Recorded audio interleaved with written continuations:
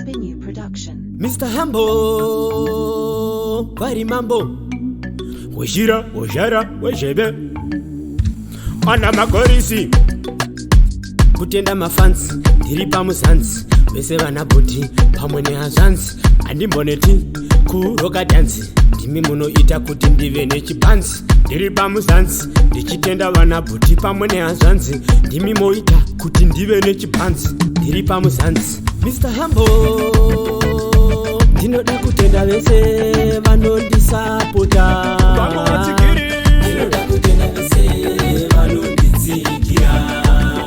Makoshesa, imi Vatsigiri vangu. Makakoshesa, imi Vatsigiri vangu. Makakoshesa, imi Vatsigiri vangu. Makanyanyisa, nyanye. Kuna Mwari ini ndinotenda, kuna Mwari ini ndinotenda, kuvatsigiri vangu ndinotenda, handimbofa ine ndasarenda, ndichangoramba ngoma ndichikanda, kumberi ini ndichaenda. Kuna Mwari ini ndinotenda, kuvatsigiri vangu ndinotenda, mangoma ndicharamba ndichikanda, handimbofa ine ndasarenda. Kuna Mwari ini ndinotenda, kuna Mwari ene ndinotenda. Ndinoda kutenda vese vanondisapota. Mambo Vatsigiri, Ndinoda kutenda vese vanonditsigira. Ndinoda kutenda vese vanondisapota. Vese vanonditsigira. Aya ndo matendo kune vanonditsigira.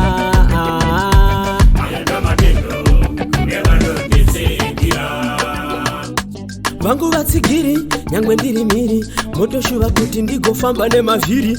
Vangu Vatsigiri, vana Eliasi dhobha pamwe nanawiri.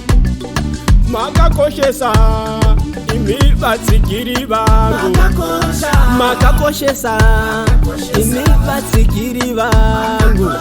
Makakoshesa, imi Vatsigiri vangu. Makanyanyisa, nyanye. Ndinoda kutenda vese vanondisapota. Mambo Vatsigiri, Ndinoda kutenda vese vanonditsigira. Ndinoda kutenda vese vanondisapota. Vese vanonditsigira. Aya ndo matendo kune vanonditsigira.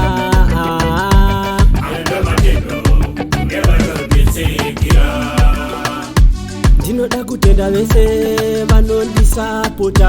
Mambo Vatsigiri, Ndinoda kutenda vese vanonditsigira.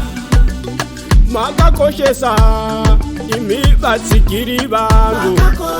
Makakoshesa, imi Vatsigiri vangu. Makakoshesa, imi Vatsigiri vangu. Makanyanyisa, nyanye.